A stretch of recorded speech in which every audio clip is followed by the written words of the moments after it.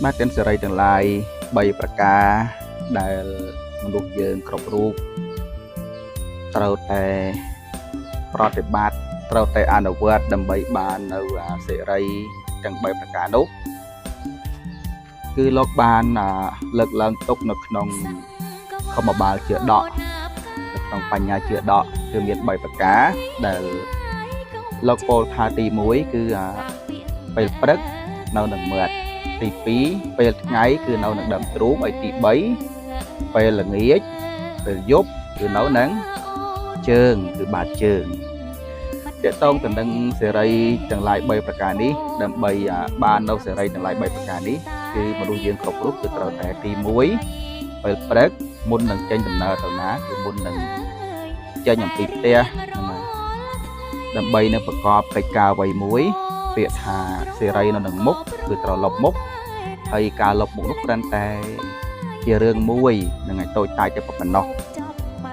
តែរឿងដែលយើងគួរគិតដល់គឺពាក្យថាមុខហៈជាពាក្យភាសាបាលីយើងប្រែមកជាភាសាខ្មែរពាក្យមុខហៈហ្នឹងគឺប្រែថាមាត់គឺតកតងទៅនឹងការនិយាយស្ដីហៅថាវិជ័យកម្មតកតងទៅនឹងវិជ័យកម្មបានន័យថាពេលដែលយើងចេញដំណើរទៅទីជិតទីឆ្ងាយធ្វើកិច្ចការអ្វីមួយក៏ដោយគឺយើងមិនអាចនិយាយប៉ះពាល់នឹងទៅលើអ្នកដទៃនិយាយពាក្យចាក់ដោតនិយាយពាក្យរពួនឬក៏និយាយពាក្យណាដែលធ្វើឲ្យអ្នកដទៃហ្នឹងគឺខាតបង់នៅទ្រព្យសម្បត្តិដោយសារតែយើងតកតងទៅនឹងហើយវាចាទាំងឡាយ4ហ្នឹងហើយដែលយើងគួរតែ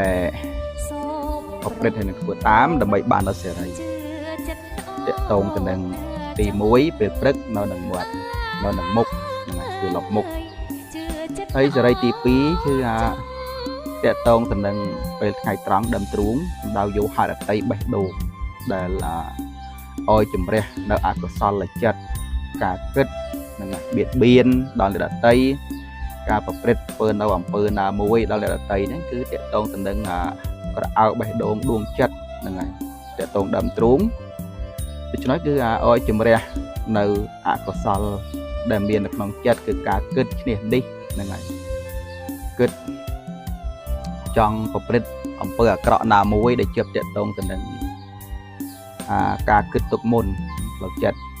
គឺសេរីដែលត្រូវយកទឹកមកកក់ហ្នឹងហើយកកនឹងដើមទ្រូងហ្នឹងគឺតកតងទៅនឹងការជំរះនៅសន្តានចិត្តកុំគិតគុំគួនដល់អ្នកដទៃជាធំតែម្ដងសេរីទី3គឺពេលដែលវេលាល្ងាចពេលយប់មុននឹងយើងចូលសម្រានគឺលោកឲ្យលាងជើងជំរះការលាងជើងនោះគឺតកតងទៅនឹងកាយកម្ម3កាយកម្មទាំងឡាយ3គឺទី1គឺដើរតាណាគឺមិនត្រូវប្រព្រឹត្តខុសក្នុងកាមទី2គឺមិនត្រូវលួចទ្រព្យទេហ្នឹងគឺកាយកម្មទាំងឡាយហ្នឹងគឺតកតងទៅនឹងជើងការដែលដើរហ្នឹងគឺទី1សម្រាប់សត្វហ្នឹងហើយប្រព្រឹត្តបាត់បង់ផ្ដាច់ដែលនៅជីវិតរបស់សត្វទាំងឡាយហើយទី2ប្រព្រឹត្តខុសក្នុងកាមទី3គឺដើរហ្នឹងគឺទៅប៉ះពាល់ទ្រព្យសម្បត្តិរបស់អ្នកដទៃមានការឆក់មានការប្លន់មានការលួចហ្នឹងគឺជាសេរីទី3ដែលយើងគួរតែជំរះកុំប៉ះពាល់យ៉ាងនោះនាំឲ្យកើតនៅសេរីទាំងឡាយ3ប្រការដូច្នេះគឺគ្រាន់តែលើកឡើងត្រួសតិចហ្នឹងហើយបងប្អូនយើងបានស្ដាប់ជាកតិក្នុងការយល់អំពីសេរីទាំងឡាយ3ប្រការទី1គឺមាននៅលើមុខសំដៅយកមាត់ទី2គឺមាននៅលើដើមទ្រូងសំដៅយកដល់កៅបេះដូងការគិតសំដៅយកមโนទ្វាហ្នឹងហើយនៅបាតជើងទី3គឺពេលយប់ពេលល្ងាចលាងជើងមុនចូលសម្រានគឺចាប់តកតងទៅនឹងការដើរគឺកាយកម្មទាំង3នឹងប៉ុណ្ណេះ